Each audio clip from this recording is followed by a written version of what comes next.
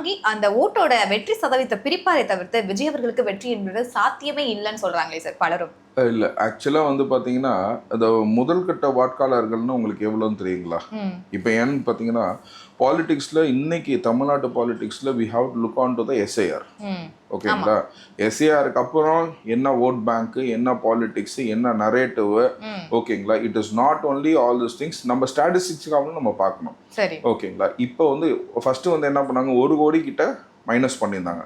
அதுக்கப்புறம் 25 லட்சம் ஏற்றிருக்காங்க. இப்போ 75 லட்சம் ஓட்டு வந்து already it has been deleted from earlier politics. ஓகேங்களா? இறந்து போனவங்க இது பண்ணாங்க அப்படின்னு பார்த்தீங்கன்னா நம்ம முதல்வர் தொகுதியிலேருந்தே 75,000 ஓட்டு கிட்ட தூக்கியிருக்காங்க.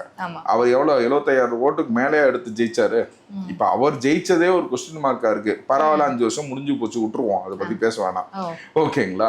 ஸோ அப்படிங்கும் போது இன்னைக்கு முதற்கட்ட வாக்காளர்கள் அப்படின்னு நீங்க பாத்தீங்கன்னா 18 to 23 இயர்ஸ், அதாவது ஃபர்ஸ்ட் டைம் ஓட்டர்ஸ். ஓகேங்களா? போன எலெக்ஷன்ல ஓட்டு போடாதவங்களுக்கு இந்த வாட்டி 22 வயசா இருக்கும். சமயத்துல சில பேருக்கு 23 வயசா கூட இருக்கும்.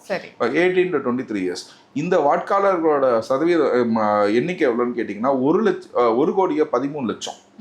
இந்த யங்ஸ்டர்ஸ்க்கு ஓட்டு போடுவாங்கங்கிறீங்களா? இந்த 1 கோடியே 13 லட்சம் யாருக்கு ஓட்டு போடுவாங்கன்னா எனக்கு மக்களுக்கு நம்ம ஓட்டு